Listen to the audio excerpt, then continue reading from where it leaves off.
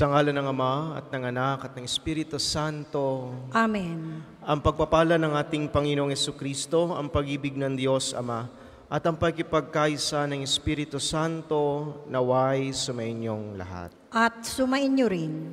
Magandang umaga po sa inyong lahat. Magandang umaga po, Father. Mga minamahal na mga kapatid, sama-sama nating purihin, pasalamatan ng Diyos sa pamagitan ng banal na misang ito. At gayon din, itaas natin ang ating mga kahilingan at mga intensyon. Isama din po natin ang kapayapaan ng patuloy na ginagawa na barangay election sa atin mga barangay sa buong Pilipinas. Nawa ito ay patuloy na maging mapayapa at gayon din ay matagumpay. At upang tayo maging marapat gumanap sa banal na pagdiriwang na ito, aminin muna natin ang ating mga nagawang pagkukulang at pagkakasala laban sa Diyos at laban sa ating kapwa. Sabay-sabay po nating sabihin, inaamin ko sa makapangyarihang Diyos at sa inyo mga kapatid, na lubha akong nagkasala sa isip, sa salita at sa gawa, at sa aking pagkukulang. Kaya'y sinasamo ko sa mahal na Birheng Maria, sa lahat ng mga anghel at mga banal, at sa inyo mga kapatid, na ako'y ipanalangin sa Panginoong ating Diyos. Kaawaan tayo na makapangyarihang Diyos, patawarin tayo sa ating mga kasalanan at patnubayan tayo sa buhay na walang hanggan. Amen.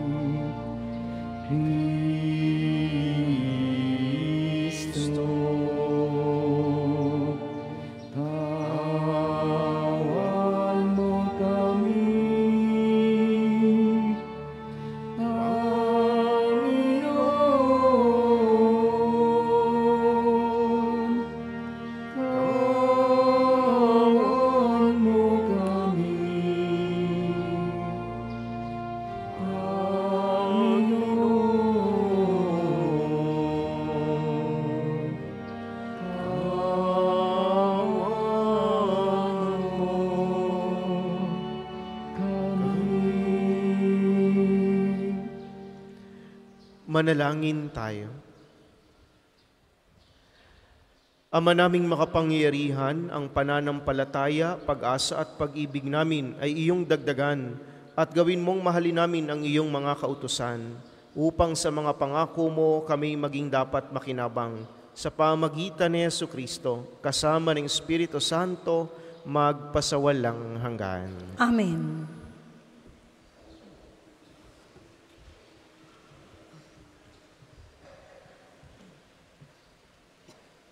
Pagbasa mula sa sulat ni Apostol San Pablo sa mga taga-Roma. Mga kapatid, hindi na tayo alipin ng likas na hilig ng laman, kaya hindi na tayo dapat mamuhay ayon sa laman. Sapagkat mamamatay kayo kung mamumuhay kayo sa laman, ngunit pinapatay ninyo sa pamamagitan ng Espiritu Santo ang mga gawa ng laman. Mabubuhay kayo. Ang lahat ng pinapatnubayan ng Espiritu ng Diyos ay mga anak ng Diyos, sapagkat hindi kayo tumanggap ng espiritu ng pagkaalipin upang muling matakot. Ang tinanggap ninyo ay espiritu ng pagiging anak, at ito ang nagbibigay sa atin ng karapatang tumawag ng Ama, Ama ko.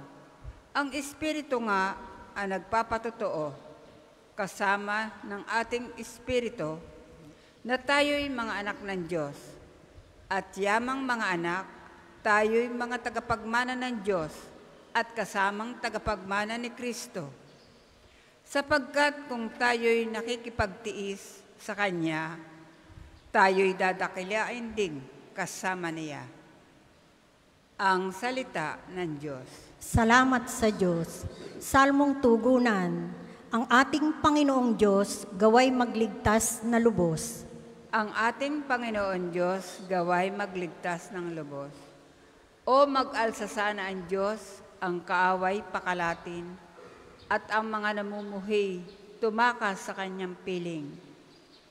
Ang lahat ay nagagalak, natutuwa ang matuwid. Sa harapan nitong Diyos, galak nila'y di malirip. Ang ating Panginoon Diyos gaway magligtas na lubos. Ang Diyos na naroon sa tahanan niyang templo, tumitingin sa ulilat sanggalang ng mga balo. May tahanan siyang laan sa sinumang nalulungkot, ang bilanggo'y hinahango upang sila ay malugod. Ang ating Panginoon Diyos gaway magligtas na lubos. Purihin ang Panginoon Diyos, ang Diyos nating nagliligtas, at may dala araw-araw ng pasanin nating hawak. Ang ating Diyos ay isang Diyos na ang gaway ay magligtas.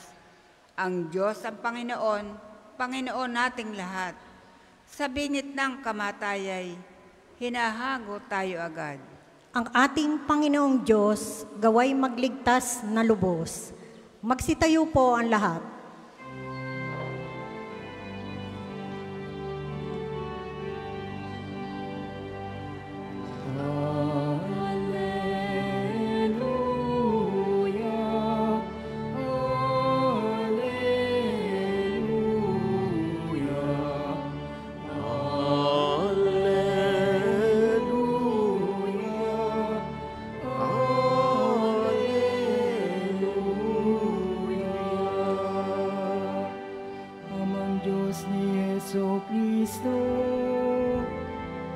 Salita mong totoo, kami ay pabanalin mo.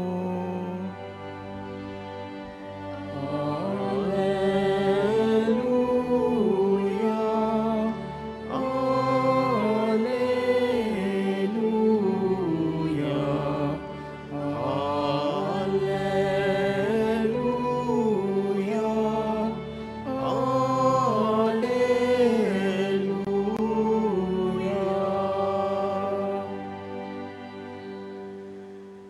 Sumainyo ang Panginoon. At sumainyo rin. Ang mabuting balita ng Panginoon ayon kay San Lucas. Papuri sa iyo, Panginoon. Noong panahong iyon, si Jesus ay nagtuturo sa isang sinagoga sa araw ng pamamahinga. May isang babae roon na 18 taon nang may karamdaman, gawa ng masamang espiritong nasa kanya. Siya'y hukot na at hindi na makaunat. Nang makita ni Jesus ang babae, tinawag niya ito at sinabi, "Magaling ka na sa iyong karamdaman." At ipinatong ni Jesus ang kanyang mga kamay sa babae. Noon din nakaunat ito at nagpuri sa Diyos. Ngunit nagalit ang tagapamahala ng sinagoga sapagkat nagpagaling si Jesus sa araw ng pamamahinga. Kaya't sinabi niya sa mga tao, "May 6 na araw na inilaan upang ipagtrabaho. Pumarito kayo sa mga araw na iyan upang magpagaling at huwag sa araw ng pamamahinga." Sinagot siya ng Panginoon, "Mga mapagpaimbabaw, hindi ba't kinakalag ninyo sa sabsaban ang inyong baka o asno at dinadala sa painuman kahit araw ng pamamahinga? Ang babaeng ito na mula sa lipi ni Abraham ay ginapos si Satanas sa loob ng 18 taon. Hindi ba dapat na siya'y kalagan kahit sa araw ng pamamahinga?" Napahiya ang lahat ng kalaban ni Jesus sa sagot niyang ito, at nagalak naman ang madla sa mga kahangahangang bagay na ginawa niya. Mga kapatid, ang mabuting balita ng Panginoon. Pinupuri ka namin, Panginoong Hesukristo. Magandang umaga po muli sa inyong lahat. Mga minamahal na mga kapatid, kapag nababanggit po ang tungkol sa sinasapian ng masamang espiritu, katulad ng mga napapanood natin ngayong papalapit ang undas, nakikita natin sa mga telebisyon, yung mga sinasapian ay yung mga nagwawala, yung mga pumuputi ang mata, nagsisisigaw. Yun yung idea natin ng sinasapian ng masamang espiritu. Kaya nga tayo ay kampante, hindi naman ho ako sinasapian. Wala naman po sa akin ang masamang espiritu. Pero hindi natin nakikita na kapag tayo ay gumagawa at patuloy na gumagawa at namumuhay sa kasalanan, ang masamang espiritu ay naninirahan sa atin. Kala natin, yun lang mga nagsisigaw, nagpupumiglas, na kapag winisikan ng banal na tubig ay nagwawala. Yun lang yung tingin nating sinasapian o sumasailalim sa masamang espiritu. Pero tingnan natin sa ating mabuting balita. Yung babae sa loob ng 18 tao'y pinahihirapan. Ang sabi, hukot na, hindi na halos makatayo. Malayong malayo dun sa itsura o dun sa iniisip natin o dun sa general idea natin ng taong sinasapian. Kaya nga sabi dito, gawa ng masamang espiritu sa kanya. Mga minamahal na mga kapatid, pero sa ating buhay, si Jesus ay palaging nagbibigay ng remedyo, ng kagamutan sa mga pagkakataong tayo ay nalalaglag sa kasalanan o napapasailalim sa masamang espiritu. Kaya nga ho, napakahalaga at napaka-importante ng sakramento ng pakikipagkasundo kung saan tayo lumalapit sa Diyos at humihingi ng kapatawaran upang tayo'y palayain sa umaalipin sa ating kasalanan. Kaya, magandang tanong sa atin, no? Kailan na ba tayo huling nangumpisal? Kailan na ba tayo huling beses na humingi ng tawad sa Diyos? Mga minamahal na mga kapatid, tayo inaanyayahan ng ating pagbasa na lumapit sa Diyos, humingi ng Kanyang tulong. Lumapit tayo sa Kanya sapagkat Siya ang maglilinis sa atin at maglalayo sa masasamang espiritu. Minsan may nagtanong sa akin, Father, ako ho kaya papatawad pa ng Diyos. Napakarami ko na hong kasalanan. Napakatagal ko na hong hindi nagkukumpisal. Madali ang sagot, opo naman, papatawad tayo ng Diyos. Sapagkat yan ang dahilan kung bakit siya naparito sa daigdig na ito upang iligtas tayo sa ating mga kasalanan, upang palayain tayo sa masasamang espiritu. Sana sa bawat pagkakataon ay binibigay sa atin ng Diyos, ito'y ating kunin. At nawa, ipanalangin natin ang bawat isa sa banal na misa natin ito. Panginoon, sana nga po tunay kaming lumaya sa umaalipin sa aming masasamang espiritu. Upang ang Espiritu ng Diyos, ang Espiritu Santo, ang tunay na tumira sa ating buhay at ating katawan upang tayo malayo sa anumang kapahamakan. Amen. Para sa mga maghahandog ng sobre, pakihulog na lamang po sa buslo.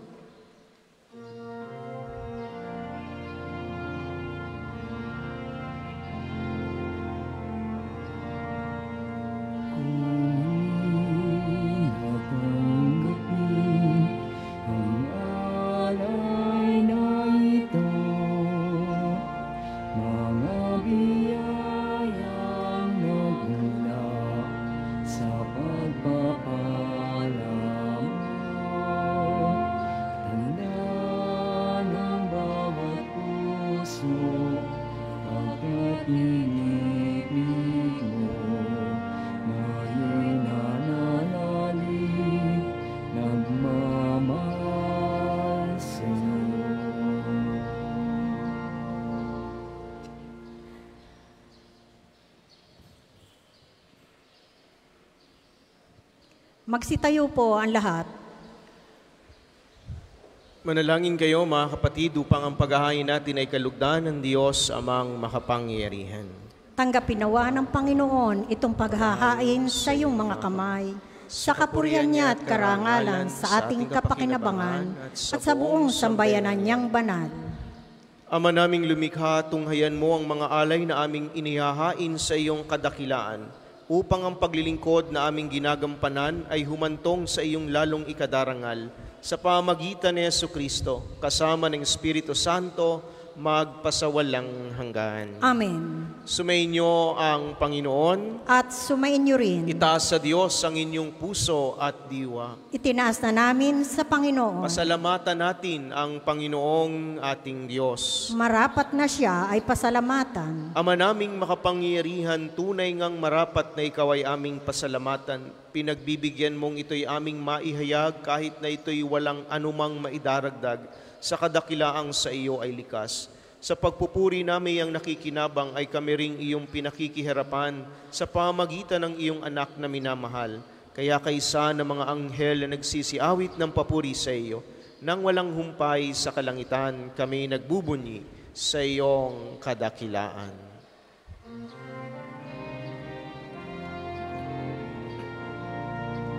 Banal ka pong may kapal, banal ang iyong pangalan, banal ang iyong kaharian, langit lupa'y nagpupugay sa iyong kadakilaan, dinarakilan ng lahat ang naparito mong anak, na siyang namulat sa bulag, sa pilayay nagpalakat, at napiramay sa lahat.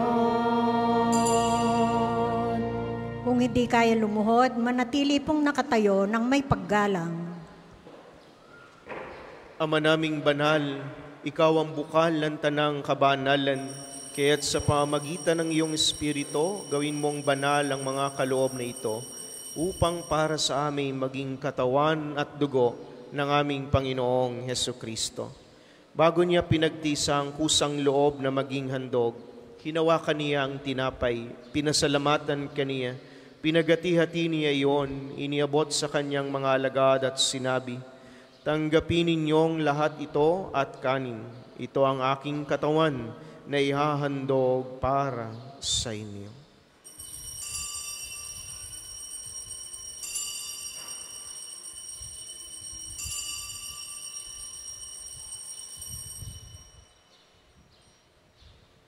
Gayon din naman noong matapos ang hapunan, hinawakan niyang kalis, muli kaniyang pinasalamatan.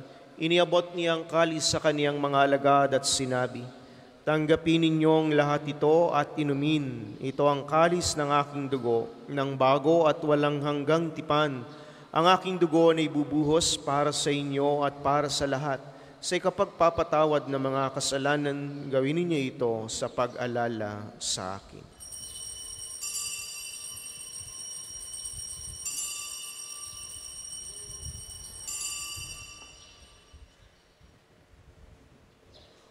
Ipagbunyi natin ang misteryo ng pananampalataya. Si Kristo'y namatay, si Kristo'y nabuhay, si Kristo'y babalik sa wakas ng panahon. Ama, ginagawa namin ngayon ang pag-alala sa pagkamatay at muling pagkabuhay ng iyong anak, kaya tiniaalay namin sa iyong tinapay na nagbibigay buhay at ang kalis na nagkakaloob ng kaligtasan. Kami nagpapasalamat dahil kami yung minarapat na tumayo sa harap mo para maglingkod sa iyo. Sinasamo namin kaming magsasalo-salo sa katawan at dugo ni Kristo ay mabuklod sa pagkakaisa sa pamagitan ng Espiritu Santo. Amalingapin mo ang iyong simbahang laganap sa buong daigdig. Puspusin mo kami sa pag-ibig kay San Francisco na aming Santo Papa at ni Gilbert na aming Arsobispo at ng Tanang Kaparian. Alalahanin mo rin ang mga kapatid naming nahimlay nang may pag-asang sila'y muling mabubuhay, gayon din ang lahat ng mga pumanaw. Kaawan mo sila at patuloyin sa iyong kaliwanagan. kaawaan mo at pagindapatin kaming lahat na makasalo sa iyong buhay na walang wakas. Kaysa ng mahal na Birheng Maria na ina ng Diyos, ni San Jose na kanyang kalininisang esposo, kaysa ng mga apostol at ng lahat ng mga banal na namuhay dito sa daigdig ng kalugod-lugod sa iyo, maipagdiwang nawa namin ang pagpupuri sa ikararangal mo sa pamamagitan ng iyong anak, na aming Panginoong Hesukristo.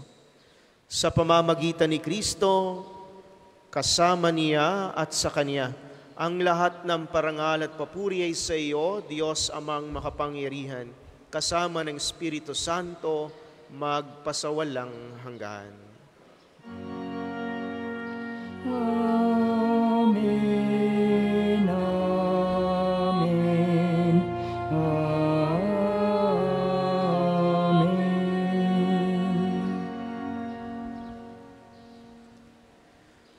Sa tagubili ng mga nakagagaling na utos sa turo ni Jesus na Panginoon natin at Diyos, ipahayag natin ng lakas loob.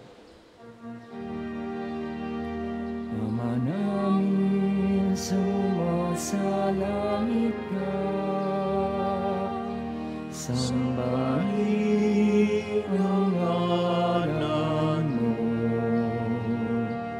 mapasain ang kaharian mo, sundin ang loob mo, dito sa lupa para ng sa langit. Bigyan mo kami ngayon ang aming kakanin sa araw-araw, at patawarin mo kami sa aming mga sala, para ng pagpapatawad namin sa nagkakasala sa amin. At huwag mo kami ipahintulot sa tukso, at iadya mo kami sa lahat ng masama. Inihiling namin kami yadya sa lahat ng masama, pagkalooban ng kapayapaan araw-araw, iligtas sa kasalanan at ilayo sa lahat ng kapahamakan, samantalang aming pinananabikan ang dakilang araw ng pagpapahayag ng tagapagligtas naming si Hesukristo. Sapagkat iyong kaharian at ang kapangyarihan at ang kapurihan magpakailanman. Amen. Panginoong Hesukristo, sinabi mo sa iyong mga apostol, kapayapaan ang iniiwan ko sa inyo, ang aking kapayapaan ang ibinibigay ko sa inyo. Tunghayan mo ang aming pananampalataya at wag ang aming mga pagkakasala. Pagkalooban mo kami ng kapayapaan at pagkakaisa ayon sa iyong kalooban, kasama ng Espiritu Santo, magpasawalang hanggan. Amen. Ang kapayapaan ng Panginoon ay laging sumainyo. At sumain niyo rin. Bigayan po kayo ng kapayapaan sa isa't isa.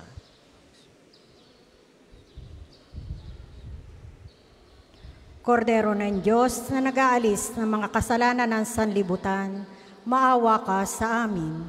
Kordero ng Diyos na nag-aalis ng mga kasalanan ng sanlibutan, maawa ka sa amin. Kordero ng Diyos na nag-aalis ng mga kasalanan ng sanlibutan, ipagkaloob mo sa amin ang kapayapaan. Kung hindi kaya lumuhod, manatili pong nakatayo ng may paggalang.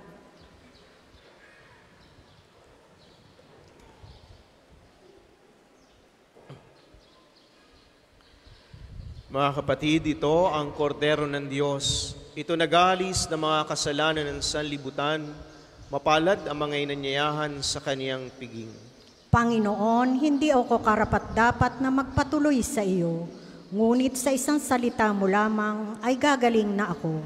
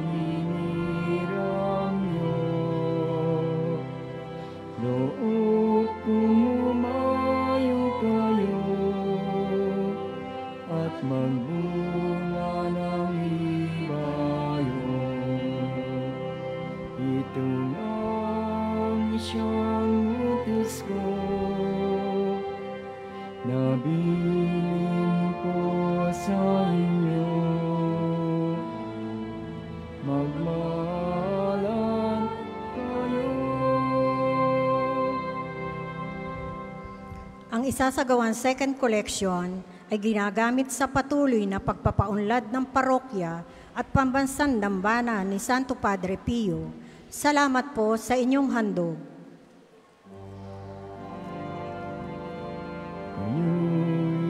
Hinirang ko, di ako ang hinirang niyo. Loob kong umayo kayo at magbunga ng ibayo. Ito ang siyang utos ko, nabiling ko sa inyo. Magmahalan tayo, magmahalan tayo.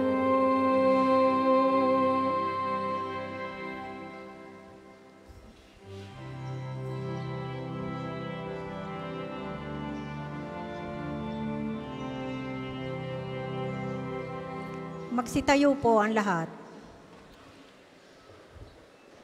Manalangin tayo.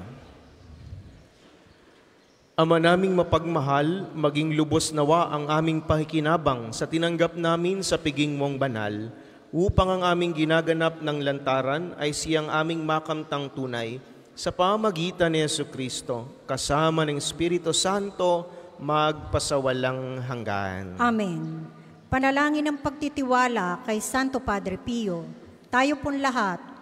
Padre Pio, taga Pietrelcina, Mongheng Banal, Pintakasing Santo ng Milenyong Kasalukuyan, gabay namin sa pagtahak sa landasing makalangit, takbuhan sa pangangailangan, huwaran ng pagtitiis. Sa iyo namin inilalapit aming mga kagipitan. Sa iyo po'y binibiling kalusugan at kabuhayan.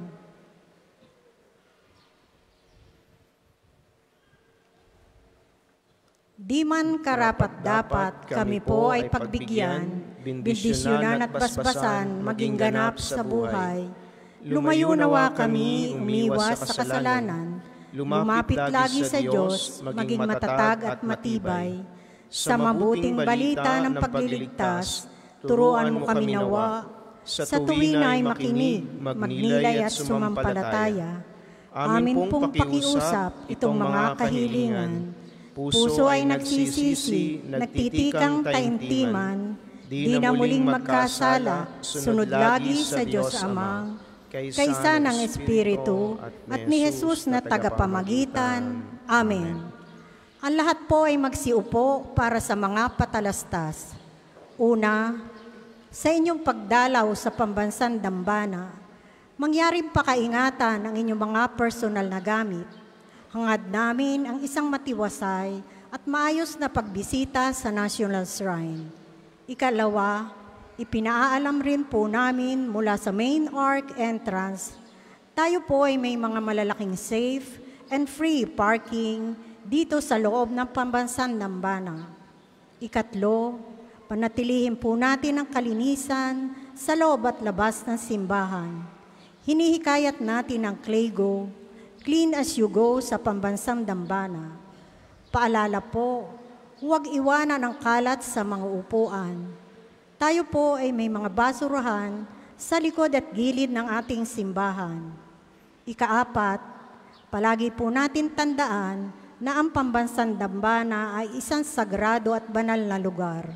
Mangyaring sa pagbisita natin dito ay sundin ang mga tama at angkop na kasuotan, tanda ng pagsamba at pagbibigay galang sa ating Panginoon. Ikalima, nakahanda na po sa bandang unahan ng main church ang paglalagyan ng mga sobreng may pangalan ng inyong mga mahal na yumao. Sila po ay ating ipagnonobena mula ika-1 hanggang ika-9 na Nobyembre at sa buong buwan nating ipagdadasal ang kapayapaan ng kanilang kaluluwa. Makipag-ugnayan lamang po kayo sa ating mga tagapaglingkod. Ika-6, ang kumpilang pamparokya ay gagawin natin sa ika-25 ng Nobyembre. para sa lahat ng mga 12 taon pataas na wala pang kumpil, kayo po ay makipag-ugnayan na sa opisina hanggang ika-7 lamang ng Nobyembre. Ika-7, mga kapiyo, kami po ay humihingi na inyong kaunting oras at pakikiisa para sa pagsusulat ng inyong mga pangalan at ilang detalye sa ating Pilgrim's Information record book na makikita sa paligid ng Divine Mercy Sanctuary, sa main charts, sa main store, at iba pang lugar dito sa Pambansang Dambana. Ito po ay bilang bahagi ng documentation program para sa pagpapalawig ng datos at turismong pangsimbahan. Ika-8, Seminaryo Mayor ni San Francisco de Sales ay matatagpuan sa Barangay Marawoy, Lipa City.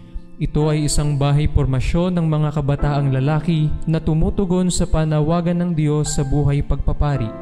Sa paglipas ng panahon, ang seminaryo ay dumaan sa maraming pagsubok at pangangailangan. Sa biyaya ng Diyos at sa suporta ng mga taong may mabubuting kalooban, ang seminaryo ay nakapagpatuloy sa paghuhubog ng mga kabataang lalaki magpahanggang sa kasalukuyan. Sa kabila ng lahat ng ito, nagpapatuloy pa rin ang adhikain ng seminaryo na matugunan ang mga pangangailangan ng mga seminarista sa maraming aspeto. Hindi iniaalis ng seminaryo ang paghingi ng tulong sapagkat hindi rin tumitigil ng pagpapadala ang Diyos ng mga taong may mabubuting kalooban. Sa diwang ito, nananabik ang aming puso na tanggapin ng bukas palad anumang tulong na inyong maipagkakaloob para sa seminaryo at para sa mga hinuhubog sa buhay pagpapari. Ang isang palad na marunong magkaloob at magbigay ay isa na ring pusong nag-aalay.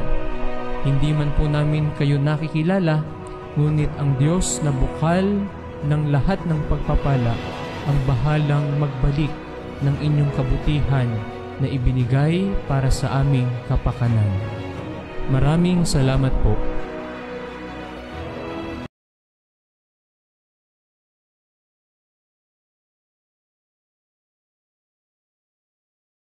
Ng ating parokya, maraming salamat po sa inyong suporta para sa ating mga seminarista. Ang susunod pong misa ay sa ganap na ika-12 ng tanghali. Maraming salamat po at mangyaring panatilihin natin ang kalinisan, katahimikan at diwa ng pananalangin sa loob at labas ng ating mga simbahan. Magsitayo na po ang lahat para sa pagbabasbas na religious articles. Mga kapatid, manalangin tayo sa Diyos amang makapangyarihan upang tayo maging kawangis ni Kristo sa taimtim na pagdalangin sa tulong ng mga larawan at mga dasalan.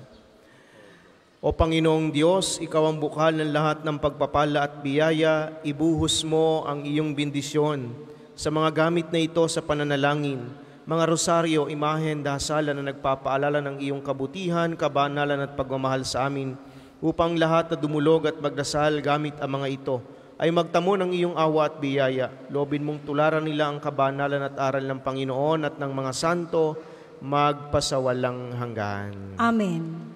Ama namin, sumasalangit ka, sambahin ang ngalan mo, mapasa amin ang kaharian mo, sundin ang loob mo dito sa lupa para nang sa langit. Bigyan mo kami ngayon ng aming kakanin sa araw-araw at patawarin mo kami sa aming mga sala para nang pagpapatawad namin sa nagkakasala sa amin at huwag mo kaming ipahintulot sa tukso at iadya mo kami sa lahat ng masama. Amen. Aba, Ginoong Maria, napupuno ka ng grasya, ang Panginoong Diyos ay sumasa iyo. Bukod kang pinagpala sa babaeng lahat, at pinagpala naman ang iyong anak na si Jesus.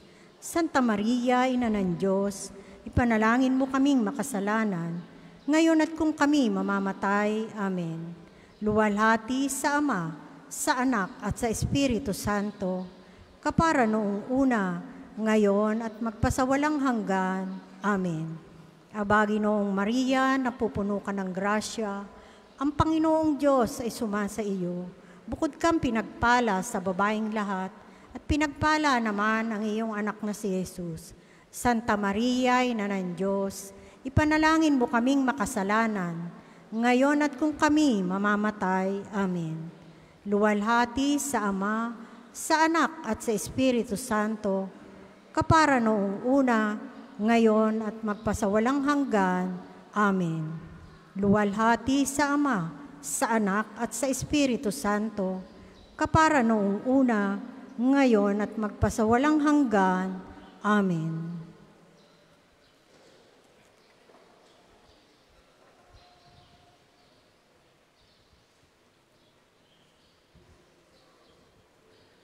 Sumainyo ang Panginoon At sumainyo rin. at pagpalain kayong lahat ng makapangyarihang Diyos Ama at Anak at Espiritu Santo. Amen. Tapos ng ating pagdiriwang, humayo kayong mapayapa. Salamat sa Diyos.